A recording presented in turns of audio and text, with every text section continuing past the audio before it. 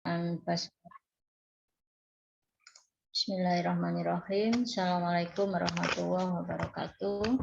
Waalaikumsalam warahmatullahi wabarakatuh. Mudah-mudahan semua dalam kondisi sehat walafiat.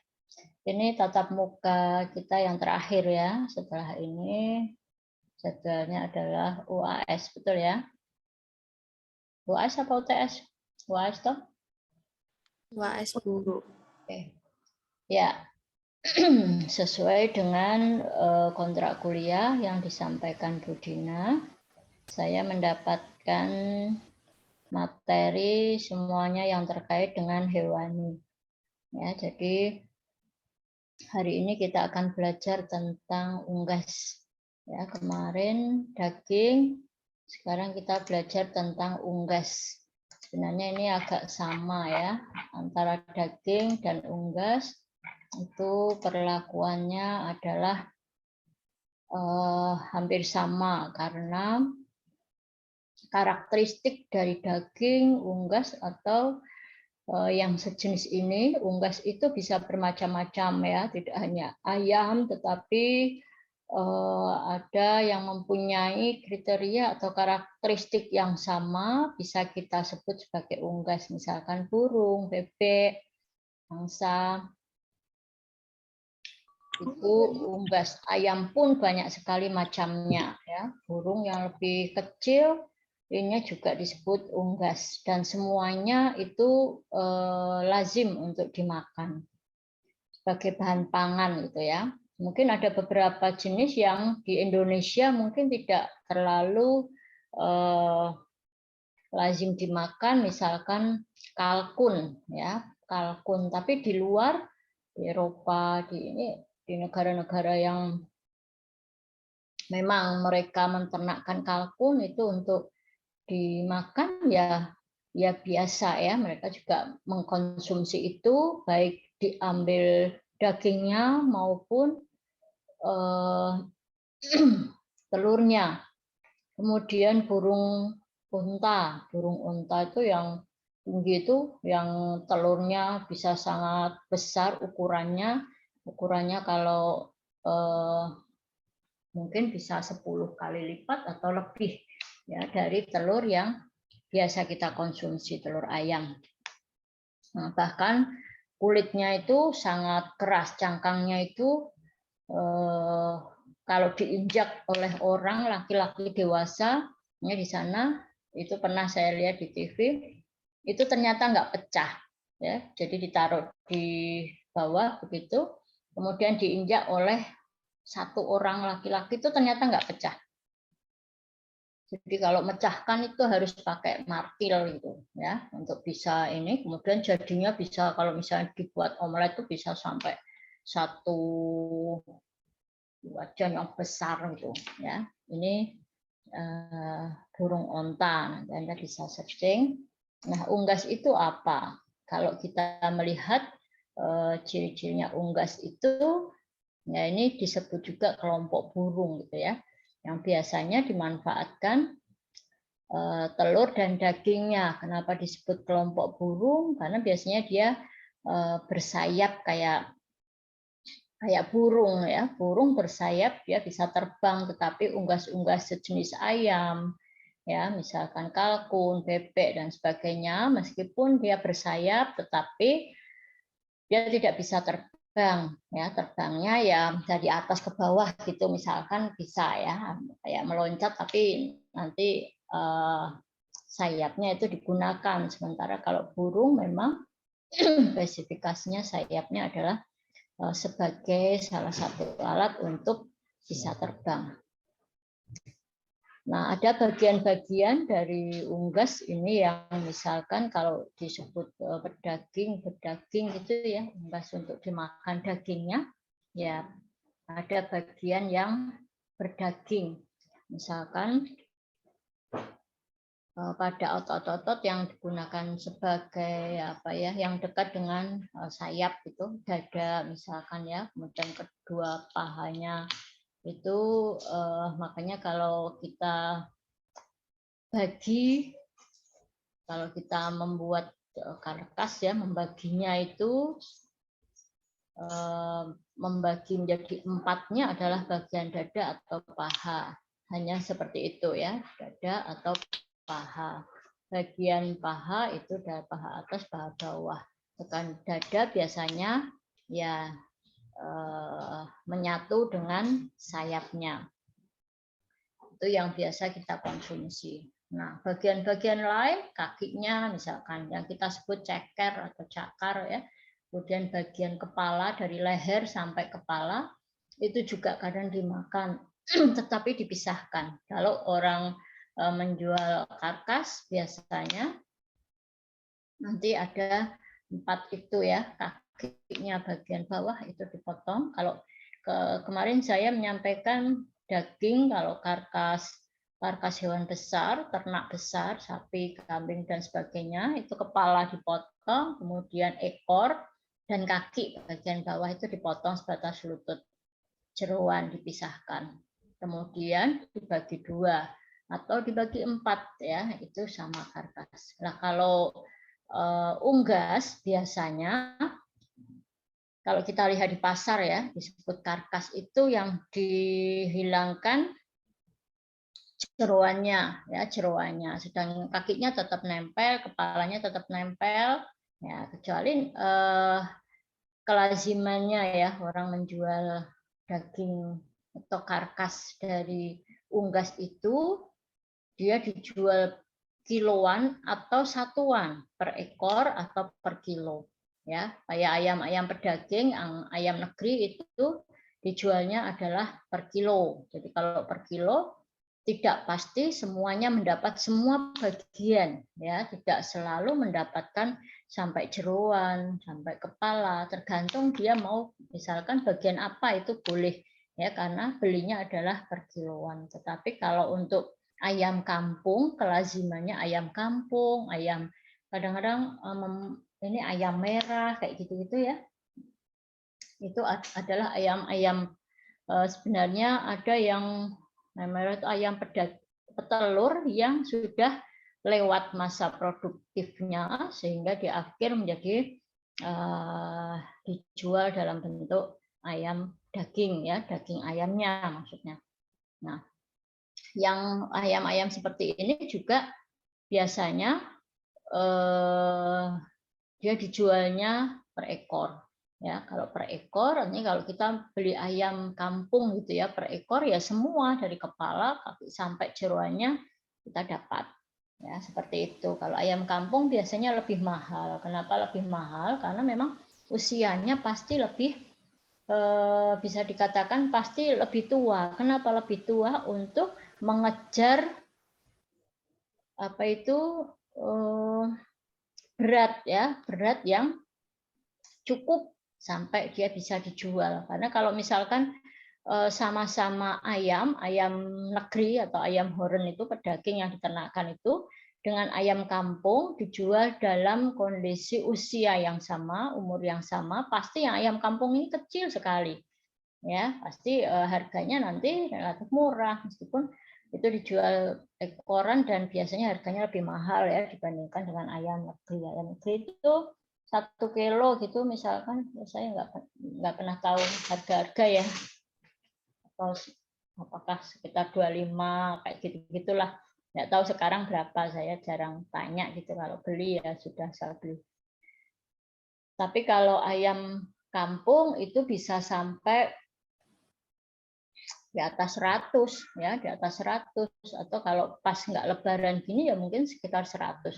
Kalau lebaran yang besar itu bisa sampai 200 atau lebih. Nah, ya, jadi tergantung momen ya, tergantung besar kecilnya.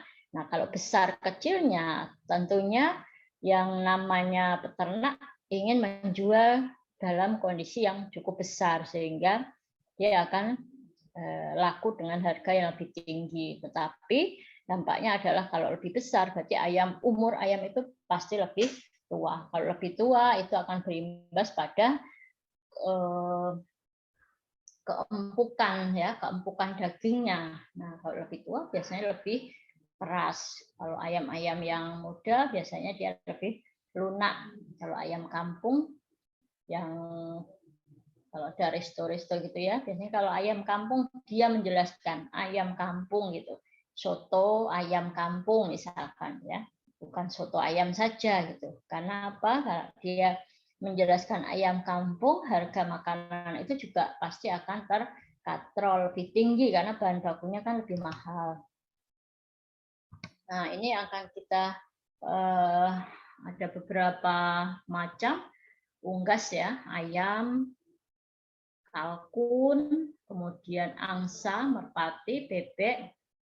Ini ada bebek ya, ada angsa, ada itu ayam ya, ayam negeri.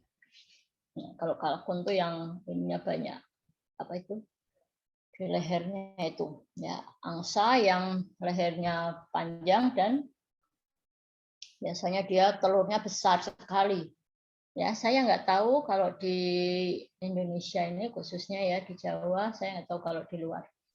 Kalau di Jawa itu kenapa telur angsa tidak lazim dimakan ya? Kalau kita makannya telur ayam negeri, telur bebek, telur ayam kampung itu lazim dimakan.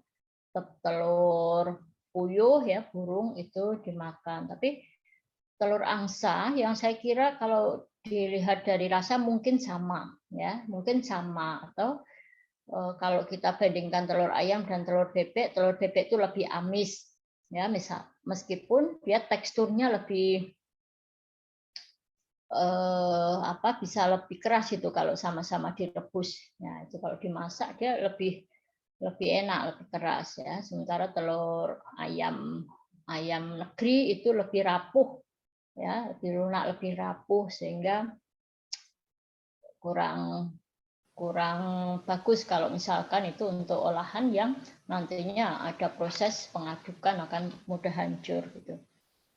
Nah, kalau angsa ini saya nggak tahu telur angsa ini apakah memang karena tidak banyak diternakkan atau memang angsa itu sekali bertelur tidak banyak tetapi tidak lazim dijual di pasar ya. Selama ini kalau kita ingin mendapatkan telur angsa itu justru membelinya di tempat jual bunga-bunga itu ya, yang bunga-bunga untuk orang mati itu atau di tempat yang biasa orang kan kadang ada orang yang percaya dengan sajen-sajen di tempat yang kayak gitu. Itu untuk apa? Jadi ada memang biasanya kepercayaan yang untuk sajen itu telurnya telur angsa, sehingga kita pasti mendapatkan telur angsa itu sudah dalam kondisi yang rusak ya, atau telurnya itu sudah tidak layak untuk dimakan. Nah, itu untuk telur angsa ya. Pasti kalau misalkan itu baru kemudian dimakan, saya kira juga enak. Nah, kalau kita lihat satu-satu telur ayam ya. Ayam ini salah satu jenis unggas ayam. Ini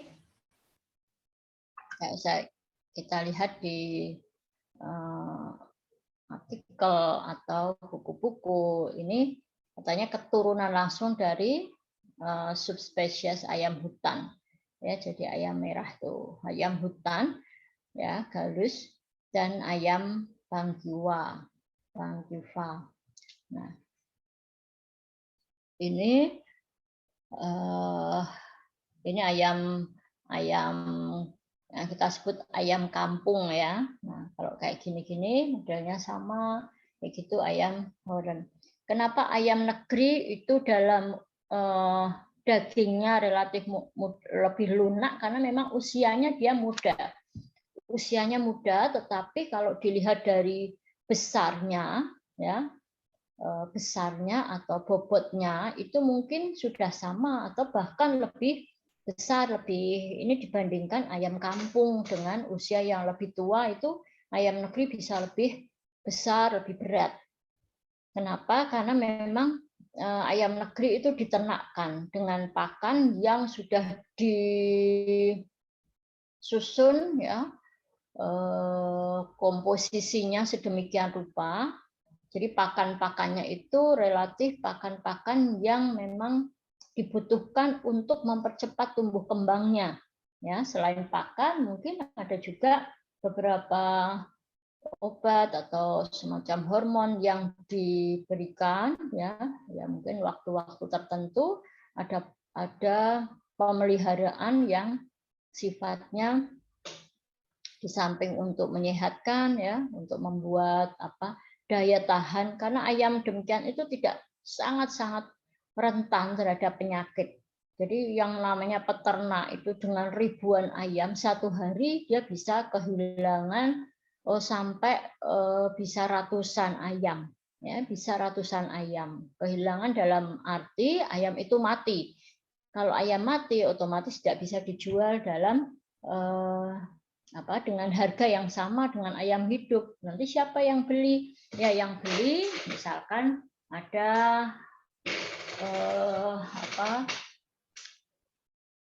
produsen yang mengolah menjadi palet atau pakan-pakan ikan atau apa itu ya, itu bisa menggunakan ayam-ayam kadang-kadang yang sudah mati kayak gitu ya. Nanti kan dicampur dengan bahan-bahan yang lain, dicetak, dikeringkan jadi palet pakan ikan itu.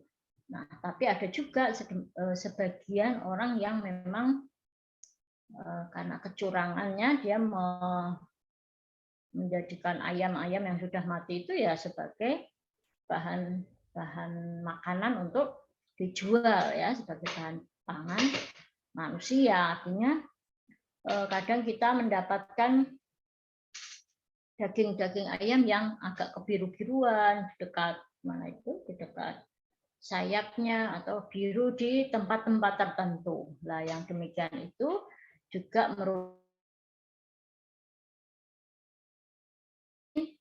masih ada darah yang ada di dalam. Kalau ayam mati otomatis pada saat disembelih darahnya tidak bisa keluar dengan tuntas karena sudah diam gitu ya. Nah, jadi tapi tidak selalu penyebabnya adalah itu, bisa juga karena misalkan ayam itu mengalami saat dia mau disembelih, pada saat mau ditangkap ya, disembelih itu kan kadang-kadang terjadi patah tulang dan sebagainya. Nah, itu juga menyebabkan bagian-bagian tertentu dari tubuh ayam itu menjadi kebiru-biruan. Nah, kalau kita lihat fungsinya, ayam itu bisa sebagai ayam pedaging, petelur ya.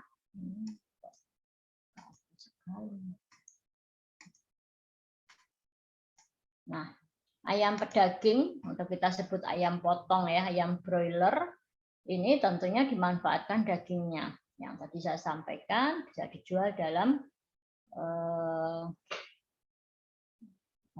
per kiloan gitu. Jadi kalau kita mau membeli, misalkan saya mau bagian dada semua, ya boleh ya, karena dia memang menjualnya kiloan, jadi tidak potongan, tidak per ekor. Kemudian ada juga yang ayam petelur ya, ayam petelur itu memang diternakkan untuk diambil telurnya. Nanti pada saat usianya sudah tidak produktif, tidak lagi bertelur, baru dia dijual dalam bentuk ayam pedaging ya. Kemudian ayam hias. Nah, ayam hias itu ya hanya untuk dipelihara yang nanti untuk ya kayak kita melihara ikan ya, itu kan tidak dimakan gitu ya. Itu ada sendiri biasanya kayak ayam kate, ayam yang kecil-kecil tuh ya, ayam kate yang pendek-pendek tuh. Nah, itu kan memang bentuknya bagus gitu ya untuk dilihat. Jadi orang kadang-kadang ada yang hobinya memelihara hewan-hewan termasuk ayam itu ya. Ini ayam kate. Ini adalah kandang-kandang ayam broiler ya. Satu ya seperti ini banyak sekali gini. Jadi rawan misalkan ada satu yang sakit, biasanya penularannya cepat sekali, apalagi kalau pas musim penyakit gitu ya. Kayak sekarang ini kan musim penyakit apa itu PMK ya, penyakit kuku dan mulut pada hewan ternak besar yang berkukunya belah ya, kayak sapi, kuda kayak gitu itu perlu diwaspadai. Dia bukan nanti penyakitnya kalau kita makan dagingnya nanti bisa menular ke manusia, tetapi dia rentan terhadap penularan antar hewan itu, sehingga kalau satu kandang ada yang sakit ya mungkin cepat-cepat harus dipisahkan gitu ya, karena itu rawan sekali. Demikian juga dengan ayam-ayam semacam ayam broiler ini ya, ayam pedaging ini dia sangat-sangat rentan. Kalau satu sakit mungkin nanti tidak hanya satu atau sampai 10 tapi ratusan ya, kan tempatnya juga seperti ini. Ini juga ayam broiler ya, ayam sama-sama ayam broiler dengan mungkin genetiknya beda. Nah, kalau di Indonesia ada ayam ras, ayam bukan ras ya, ayam kampung. Ayam ras itu disebut juga ayam negeri, yang tadi ya ayam broiler itu ya, ayam ras itu ayam negeri, ayam broiler itu ayam pedaging. Nah, kalau ayam kampung itu biasanya tidak ada istilah ayam pedaging dan ayam petelur. Kalau ayam kampung itu otomatis nanti dia juga diambil telurnya, juga diambil dagingnya, tergantung usia ya, tergantung produktivitas. Kalau ayam negeri memang dia diternakkan tujuannya adalah untuk pedaging dan petelur ya. Gitu.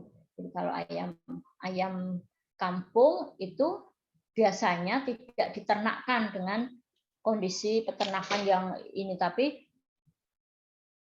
dia cenderung apa ya? Jadi pakan dan sebagainya itu tidak dikontrol seperti ayam negeri ya, tetapi lebih agak dibebaskan begitu ya. Nanti kandang itu hanya sebagai tempat dia mungkin istirahat tidur ya. Tapi kalau ayam negeri ya memang dia di kandang terus itu. Kalau ayam kampung lazimnya ya dia di luar ya, dia di alam di luar, kadang mencari makan sendiri. Nah, itu tapi kalau mungkin ada orang yang menternakkan gitu ya ayam kampung ya mungkin bisa saja, tetapi dia harus cukup punya halaman yang nanti pada kondisi itu dilepas juga di halamannya ya, meskipun di halamannya tetapi dia tidak melulu gitu di dalam kandang terus. Kemudian ada ayam palung ya, ini ras lokal.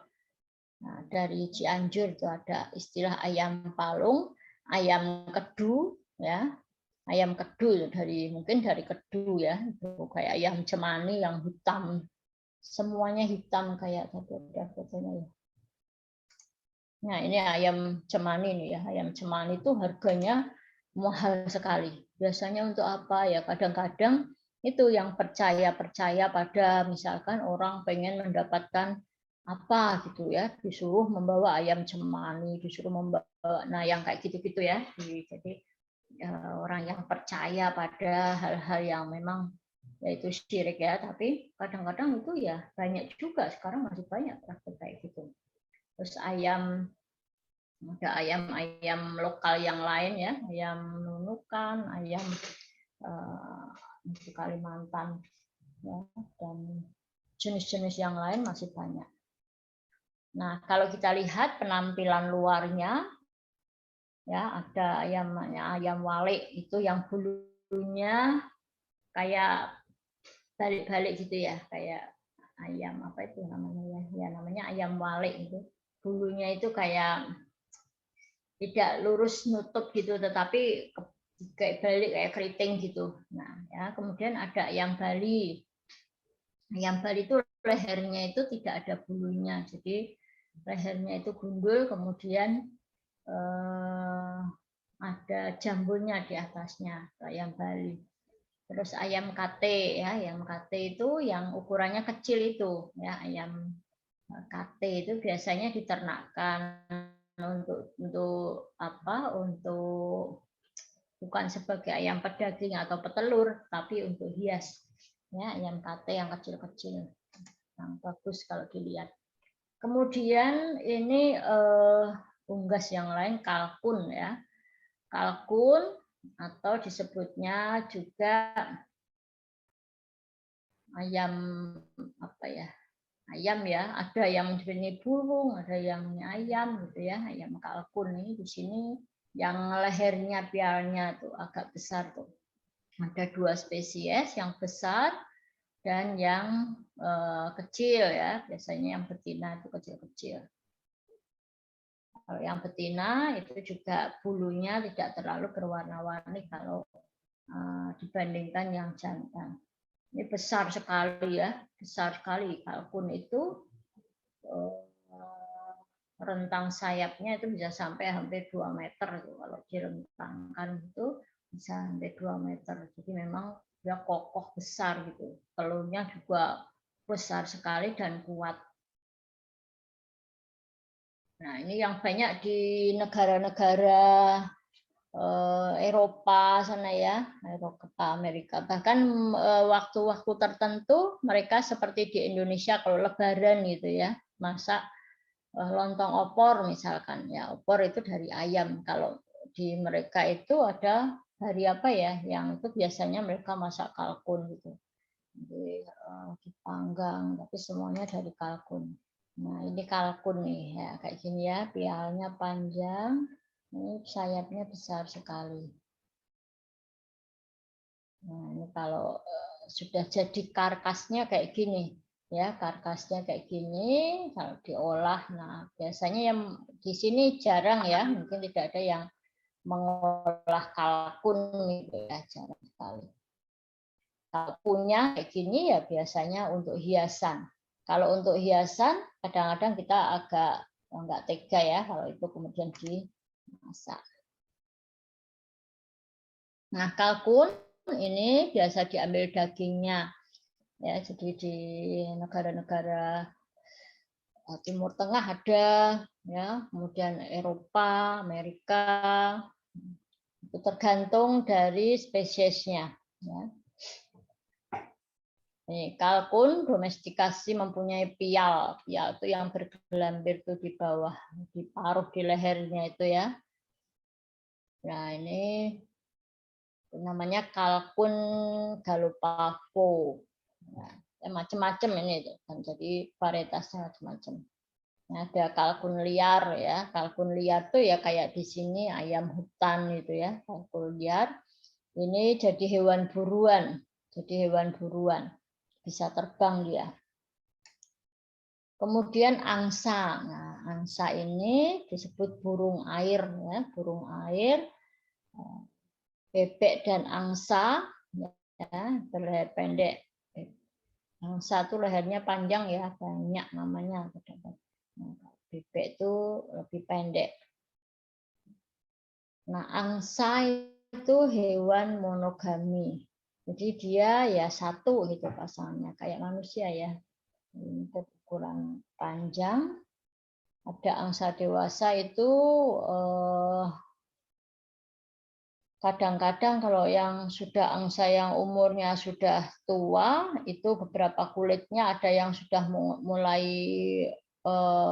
pada bulu-bulunya ya, bulu-bulunya mulai berontok gitu, jadi ada bagian-bagian tertentu yang nanti tidak ada bulunya. Nah, angsa ini dia makannya di daratan dan di air ya, herbivora.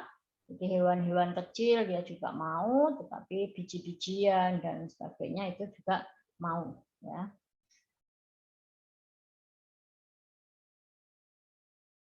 Sangat besar itu, bisa sampai berapa ini? 11 rata-rata. Beratnya bisa sampai 340 gram.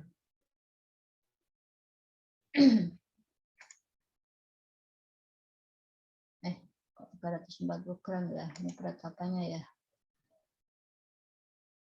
Telur ya, telur angsa ya, 340 gram bisa hampir mencapai setengah kilo ya, terus sekilo itu paling dapat 3 mungkin ya, ada yang sampai segitu. Nah ukuran telurnya itu diameternya bisa sampai 70 cm. Kemudian merpati. Nah, kalau ini kita sebut sebagai burung ya, burung merpati. Jadi famili Columbidae. 300 spesies ya, burung itu mempunyai 300 spesies yang mirip merpati itu. Ada yang bilang merpati, ada yang bilang darah. Ya, nah, burung-burung ini juga kita ambil dagingnya. Saya nggak pernah lihat ada burung apa itu telur burung merpati gitu ya. Tapi kalau telur pasti telur puyuh. Nah, burung puyuh ada sendiri. Nah, sekarang kalau kita lihat dagingnya, daging dari unggas. Ya, ini saya gambar daging dari daging. Yang satu itu gambarnya daging ya, tapi itu sama ya, daging unggas atau daging daging itu prinsipnya daging itu sebenarnya mempunyai karakteristik yang hampir sama. Hanya pada daging ternak itu biasanya mempunyai serabut otot yang lebih panjang, lebih liat sehingga dia lebih keras kalau misalkan sama-sama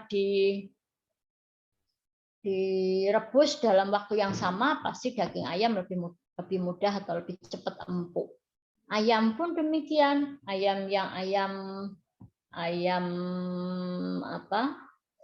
Ayam kampung pasti lebih keras dibandingkan dengan ayam negeri. Ya, saya sampaikan tadi satu karena mungkin faktor usia. Ayam kampung selalu lebih tua pada kondisi berat yang sama ya. Kemudian dia lebih lihat karena apa? Lebih aktif dia. Sementara ayam negeri itu kan hanya di kandang saja, diberi makan di situ, tidak kemana-mana. Kalau ayam kampung dia kadang mencari makan sendiri gitu ya. Meskipun ada yang orang menternakkan atau memelihara ayam kampung itu di halamannya, tapi mesti kalau pagi misalkan tuh dikeluarkan dari kandang. Jadi tidak semuanya ada di kandang itu gitu. Kalau ayam negeri dia lebih pasif, tidak aktif seperti ayam kampung, pasif dalam hal pergerakannya sehingga daging-dagingnya itu lebih lunak. Kalau ayam kampung itu kan dia kadang lari, jalan, cari makan, dan dagingnya itu yang membuat dagingnya itu lebih kayak orang, kalau orang tidak ada aktivitas sama sekali kan dia gemuk tapi lunak, empuk gitu ya, serabut ototnya itu tidak terbentuk.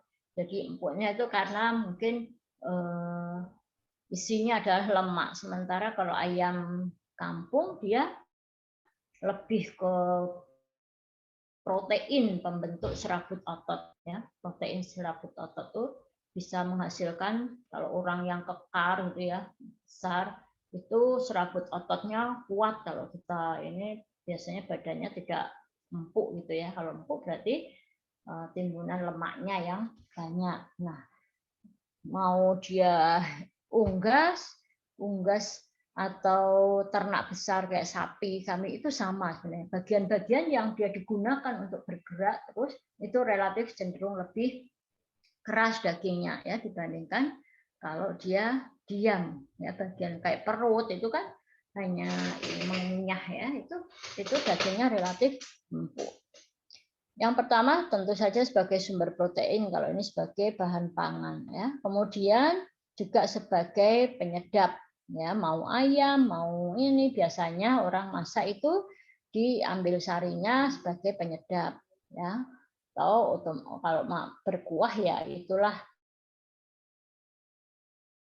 penyedapnya sudah langsung ke kuahnya. Kemudian sebagai bahan baku industri, banyak sekali industri-industri pangan yang bahan bakunya adalah daging, baik daging unggas maupun daging ternak yang besar, sapi, kambing. Misal apa ya, kayak makanan-makanan frozen ya, sosis, mau nugget atau apapun ya, yang frozen itu banyak sekali. Kemudian juga untuk kaldu ya. Nah, industri-industri yang memproduksi kaldu instan misalnya, bahan-bahan penyedap ya, atau bumbu-bumbu pasta, bumbu-bumbu instan seperti itu, biasanya juga menggunakan sumber-sumber bahan hewani seperti ini. Di pasar itu saya belum pernah melihat ada penyedap berasa ikan gitu ya, atau rasa rajungan misalkan ya. Itu bisa kemarin teman-teman di TP membuat bumbu instan dengan rasa ikan, rasa rajungan ya. Dari kalau rajungan dari bahan limbah rajungan. Limbah rajungan itu tidak hanya cangkangnya ya, tetapi bagian dalam yang banyak itu kan limbahnya. Ya, kalau industri-industri rajungan banyaknya untuk ekspor. Kalau ekspor berarti pure diambil hanya dagingnya, ya. Sementara cangkang terus bagian-bagian dada itu kan banyak ya yang nggak bisa dimakan gitu ya. Itu digunakan sebagai bahan baku. Ini bisa ya bahan penyedap.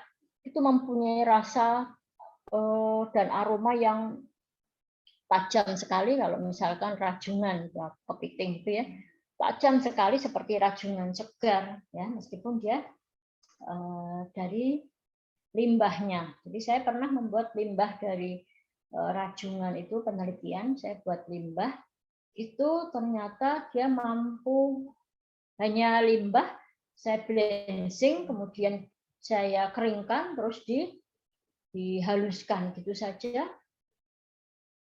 saya simpan di plastik biasa, itu ternyata mampu bertahan sampai lama sekali ya, sampai 1 tahun itu saya masukkan ke laci meja saya itu kalau saya buka mesti aromanya rajungan itu ya, lama dengan tekstur yang bagus, halus, dan warnanya itu bisa putih gitu ya, bagian dalamnya itu. Nah, itu bisa kita manfaatkan sebagai bahan baku untuk membuat bahan penyedap. Nah, ya. Anda juga bisa ya, penelitian-penelitian seperti itu merupakan penelitian yang sebenarnya menjual gitu, menjual. Nanti kalau itu jadi produknya kita uji karakteristiknya, karakteristik kimia, fisik ya, sensorisnya. Nah, itu bisa kita gunakan sebagai bahan tambahan ya. Bahan tambahan itu kan industri pangan apapun, mau industri kecil, industri menengah, industri besar, tidak ada yang luput tidak menggunakan bahan tambahan. Pasti dia butuh bahan tambahan. Makanya industri-industri yang sifatnya dia mengolah bahan tambahan, bahan penyedap, bahan-bahan kayak gitu-gitu, itu tidak ada matinya itu ya. Kita mau membuat apa? Misalnya industri kecil membuat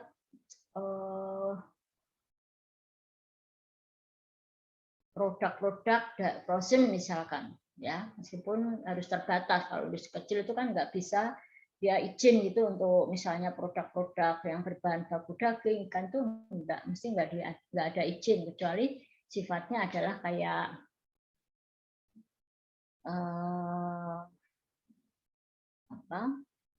pesan gitu ya, open PO itu bisa. Tapi kalau besar ya masukkan sekalian ke industri menengah ke atas tuh bisa izinnya ya. Saya punya teman yang UGM ya, lulusan S3 ilmu pangan UGM itu dia sekarang punya pabrik frozen food macam-macam ya, kayak model-model somai, kayak otak-otak, kayak itu semuanya berbahan baku ikan.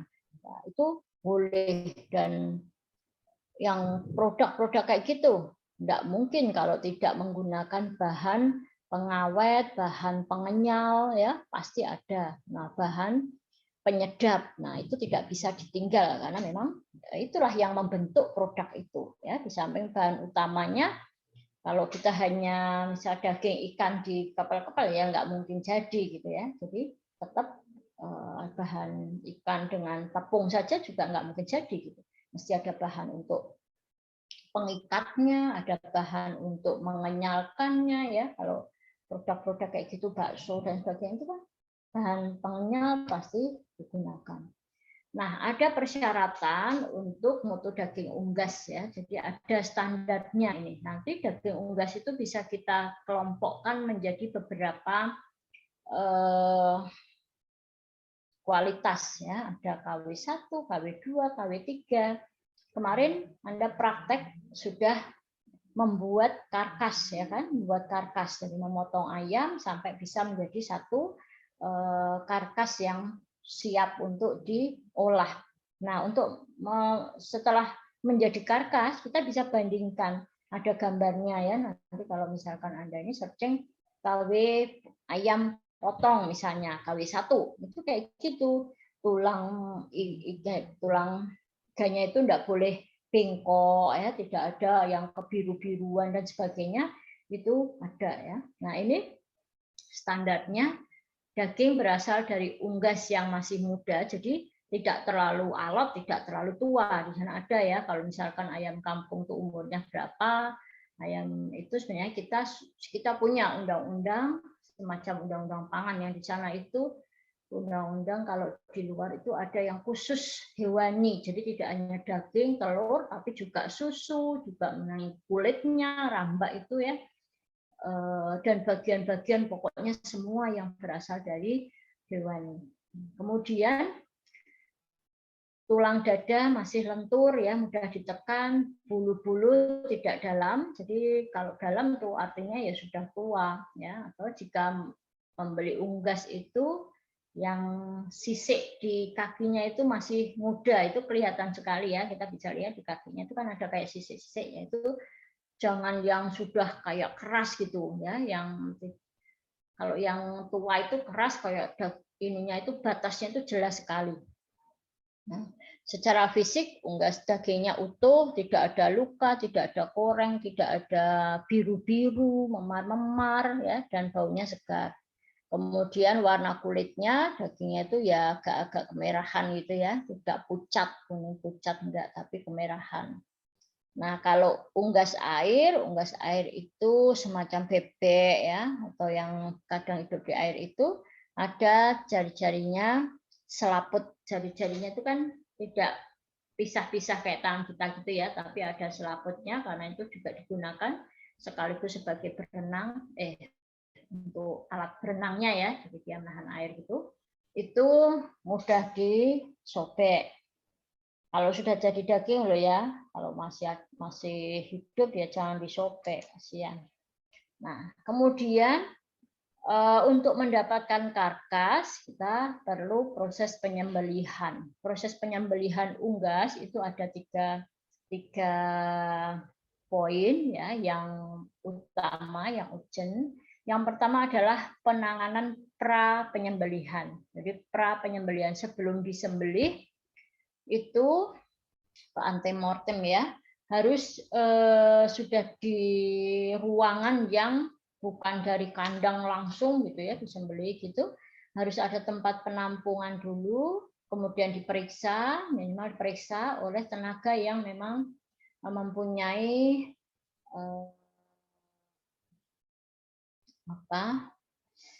mempunyai kapasitas untuk memeriksa ya, tenaga-tenaga yang kompetensinya adalah sebagai kayak dokter hewan misalkan ya. Jadi diperiksa dulu apakah hewan ini layak, apakah hewan ini tidak sakit ya, sehat untuk disembelih. Setelah itu diistirahatkan dan dipuasakan. Kenapa harus dipuasakan?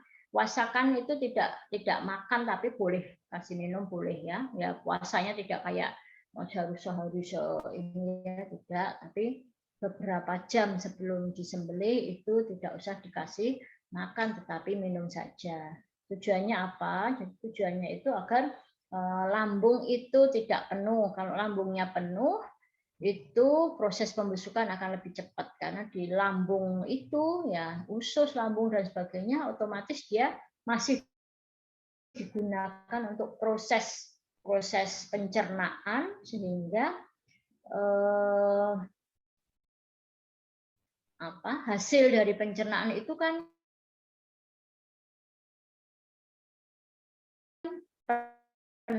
ya zat gizinya masih pun demikian. Ikan lapar dan ikan kenyang sama-sama diambil kemudian didiamkan, nanti akan lebih cepat busuk yang ikan yang lambungnya penuh ya. Lambungnya itu organisme juga akan tumbuh banyak sekali karena banyak makanan di sana gitu ya. Demikian juga untuk unggas. Nah, setelah penanganan pra penyembelihan, jadi harus dalam kondisi yang benar-benar hewan itu dalam kondisi yang nyaman, yang santai, tidak boleh yang stres gitu ya. Kemudian penanganan itu berarti proses penyembelihan.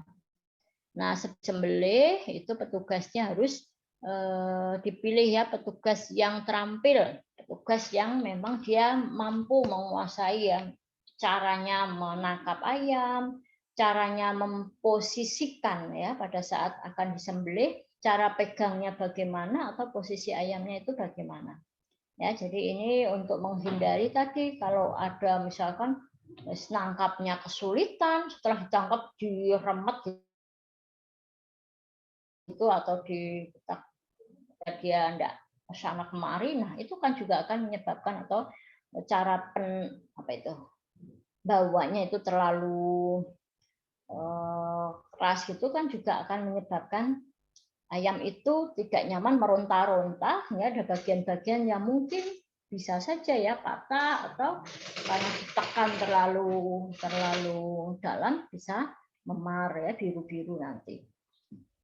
Kemudian harus menggunakan tentunya pisau yang tajam ya. Nah, pisau yang tajam nggak boleh ayamnya sudah dipegang, cekel, pisaunya diasah di depannya. Itu meskipun itu hewan lah atau hanya ayam gitu ya, tetapi ya kita harus ada yang peri kehewanan itu juga harus ada ya, tidak boleh intap karena itu nanti juga akan berimbas pada mutu dagingnya. Hewan yang stres, baik hewan kecil maupun hewan besar itu dampaknya sama. Ya, hewan yang stres itu mutu dagingnya tidak bagus ya karena kondisi hormon dan sebagainya itu mempengaruhi. Kemudian yang kita lihat pisaunya harus tajam. Pisau tajam itu biasanya mata pisaunya tunggal, tidak kanan kiri mata pisau semua, ya, tidak bergerigi, tidak berlubang, tidak berkarat, tidak preyok-preyok. Ya, nanti itu akan mempengaruhi proses pada saat menyembelih. Panjang pisau minimal harus 4 kali lebar leher unggas. Ya, saya lihat ini di pengrajin membuat keripik paru ya di keripik paru di Salatiga. Nah, pisaunya itu panjang sekali. Ini parunya yang di ini hanya kecil tapi pisaunya itu ya Allah kayak samurai itu panjang sekali. Saya tanya kenapa pisaunya harus sepanjang ini apa enggak malah mengganggu. Ya, ternyata kan dia harus di kesana kesini kayak proses menggergaji gitu ya. Ya itu kalau pendek dia lepas lagi sehingga hasil irisannya itu tidak bagus katanya. Oh iya, saya lihat proses mengirisnya itu ya pisaunya panjang. Jadi irisannya itu bisa tipis sekali ya, kertas gitu dan tidak bolong, tidak ini. Jadi bisa rapi-rapi gitu. Memang orang yang sudah harus ahli. Kemudian scalding. Jadi ini setelah disembelih 3 jalan ya, jalan nafas, jalan darah dan jalan makanan. Setelah disembelih kemudian dituntaskan dulu ya, dituntaskan, dibalik. Darah itu harus betul-betul netes sampai habis. Kalau darahnya tidak tuntas berarti masih ada yang di dalam ya, menyebabkan biru-biru atau proses pembusukan juga lebih cepat karena darah itu adalah media yang paling bagus untuk tumbuh kembangnya mikroba pembusuk, bakteri pembusuk. Terus direndam dalam air panas ya, direndam dalam air panas nanti ada pencabutan bulu, ya, pengeluaran jeroan, kemudian memisahkan bagian-bagian yang biasanya dipisahkan ya. Mungkin cakar bagian bawahnya dan sebagainya. Tapi kadang kalau karkas ayam atau unggas itu tidak dipisahkan, tapi jeroan pasti dipisahkan. Nah, ini sudah menjadi karkas ya, jadi karkas yang bagus ya tadi ya, sesuai dengan ciri-cirinya. Karkas itu terdiri dari tulang dan daging ya, karkas itu tidak dipisahkan. Ada kalau kita misalkan beli daging ayam di Superindo misalkan, itu ada bagian-bagian sendiri, bagian daging khusus daging tok gitu. Jadi memang sudah diambil dagingnya. Tapi kalau karkas, yang namanya karkas ya masih ada tulangnya ya, kayak apa ya? Kalau kita buat apa itu kalau peringatan tuh, nah ayamnya dimasak utuh kayak gitu, nah itulah karkas. Ya, jadi diambil dari tubuh unggas setelah proses pemotongan. Nah, masih ada jaringan lemaknya, tulang rawan, jaringan ikat, masih lengkap ya, kecuali tadi jeroannya dipisahkan. Cara pembentukan atau menentukan kualitas daging ya secara umum, keempukannya ya. Jadi ditekan itu dagingnya padat, kenyal dan tidak empuk. Jadi masih kenyal gitu ya. Balik. Kemudian marbling, ini mau daging unggas, daging sapi atau daging-daging yang ternak besar, marbling ini sangat penting ya. Jadi ada bagian-bagian lemak tertentu sedikit yang ada di antara otot-otot. Warna daging bervariasi ya, tergantung hewannya apa. Daging merah, daging yang memang putih, atau kalau daging ayam itu kan merah muda pucat gitu ya. Mempunyai cita rasa yang lezat kalau sudah dimasak dan permukaannya itu relatif kering, jadi bukan kalau gelonggongan pasti basah netes-netes gitu ya, itu mudah busuk. Kalau kering pesat itu juga dia lebih tidak mudah busuk ya, apa itu mikroba tidak banyak tumbuh di sana. Nah, kalau hewan itu basah biasanya mikroba banyak tumbuh di sana. Warnanya kalau ayam ya putih pucat atau ya kemerahan pucat gitu. Seratnya halus, konsistensinya kurang padat dibandingkan dengan daging sapi. Terus di antara serat itu tidak ada lemak yang banyak gitu ya.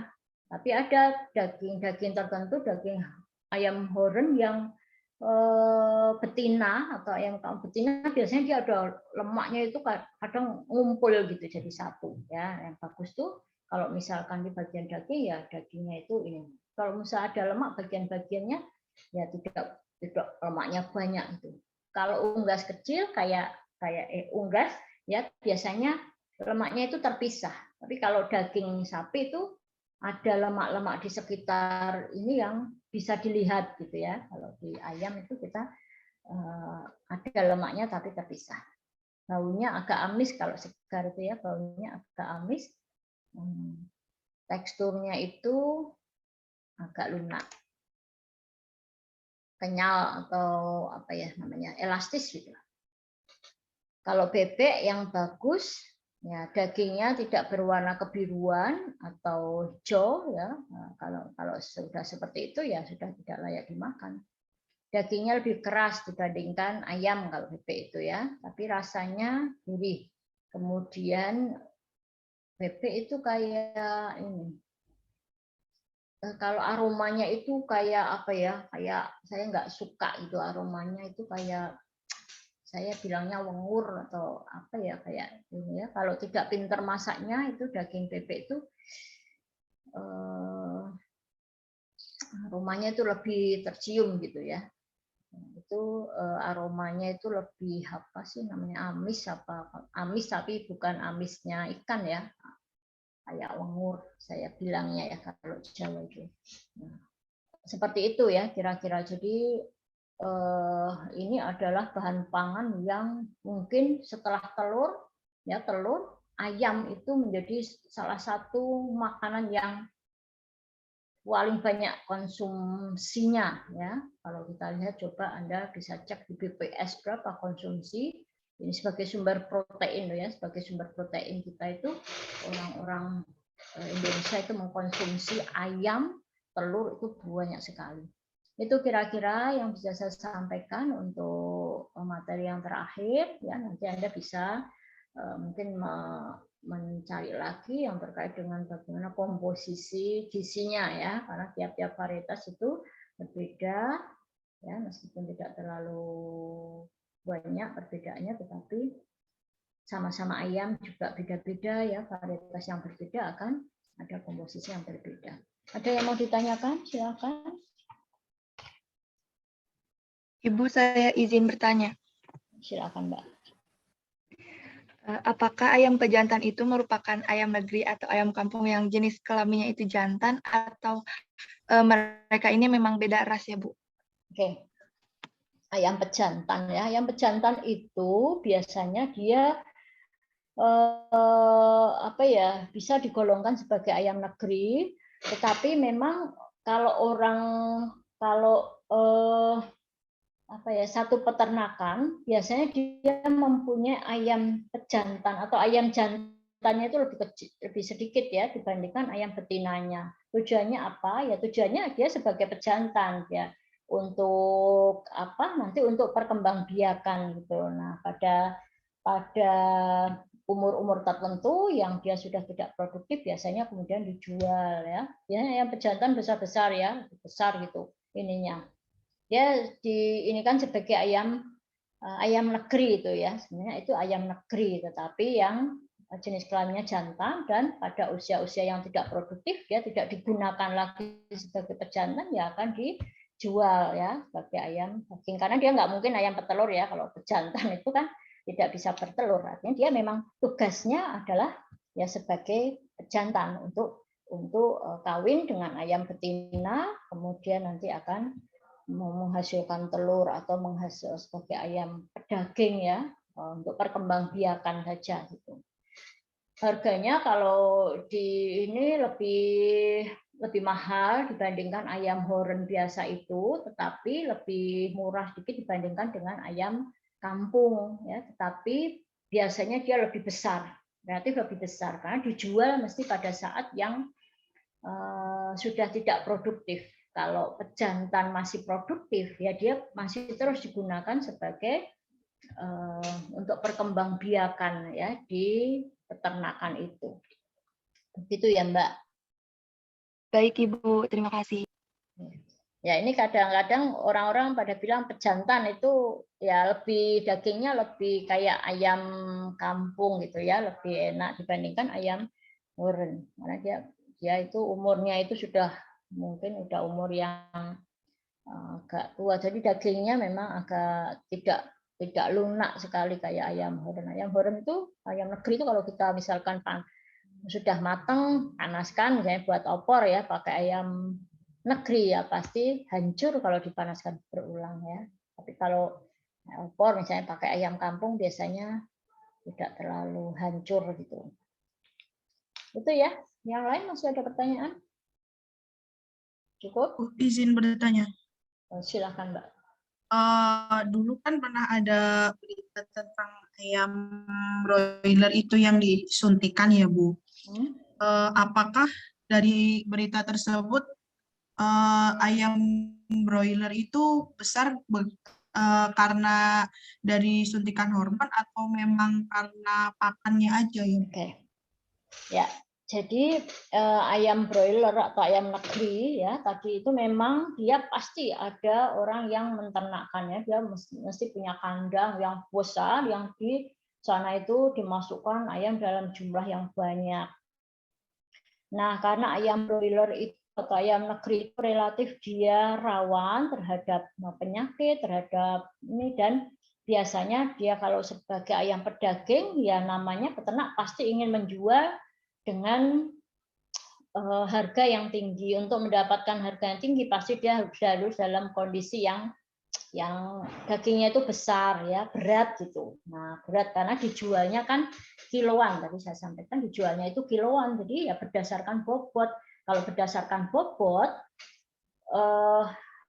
tanpa ada rekayasa, artinya pakannya tidak dikondisikan tertentu ya pasti lama gitu ya, pasti harus tua dulu ya. Untuk lama itu kan masa pemeliharaan itu kadang-kadang nggak terhitung gitu ya biayanya.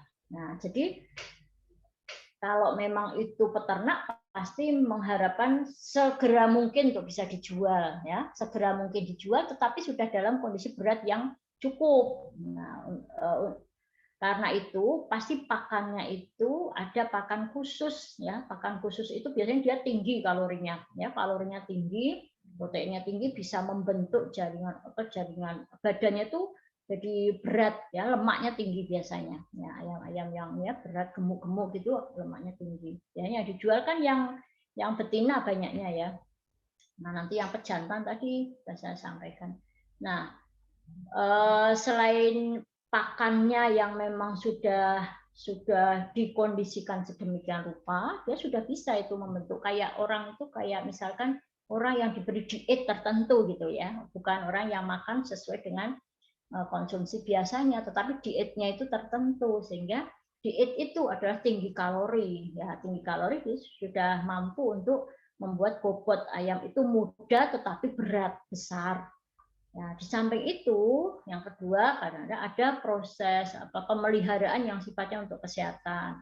Untuk apa? Meningkatkan daya tahan biar tidak mudah sakit. Karena kalau sakit mati, pasti yang mati itu bisa ratusan. Kalau besar sekali peternakannya ya bisa ribuan itu per hari. Nah makanya itu yang sangat dihindarkan ya, jangan sampai ada mati dalam jumlah yang banyak. Sehingga perlu proses ada pemberian obat ya, misalkan ya obat yang digunakan untuk daya tahan. Kemudian hormon, ada memang peternakan tertentu yang menggunakan hormon itu untuk membantu ya proses mempercepat proses apa itu biar dia cepat gendut gitu ya. Ya, tapi juga ada yang tanpa itu, tergantung dari peternaknya.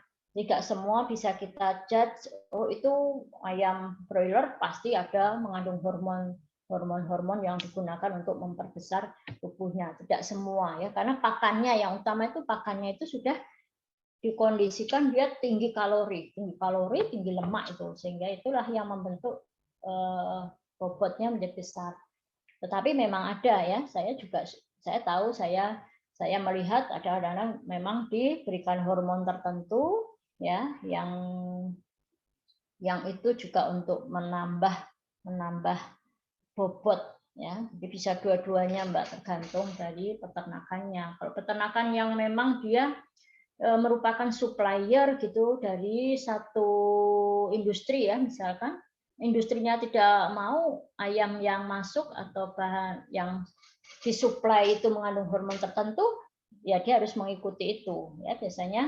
Biasanya supplier yang sudah bersertifikat begitu, dia sudah ada kontrak dengan dia mau nyuplai di mana ya, ada persyaratan yang di sana tidak mengandung hormon ABC misal, ya dia nggak boleh memberikan itu.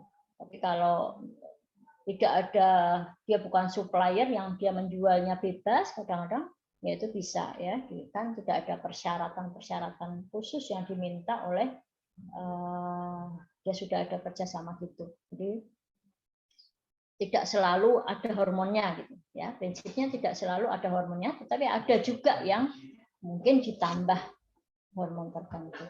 Begitu ya Mbak ya? Ya baik, terima kasih. Oke. Ya. Oke, ada lagi? Cukup? Ya, kalau cukup ini adalah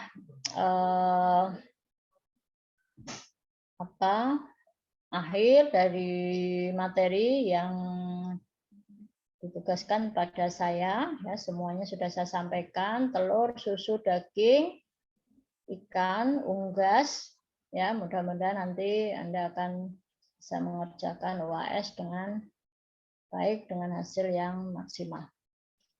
Sebelumnya saya mohon maaf kalau penyampaian saya ada yang kurang berkenan, tidak paham atau kurang jelas ya. Untuk terakhir saya tutup dengan bacaan hamdalah, alhamdulillahirabbil alamin. Assalamualaikum warahmatullahi wabarakatuh. Waalaikumsalam warahmatullahi wabarakatuh. Terima kasih Bu. Terima kasih Bu.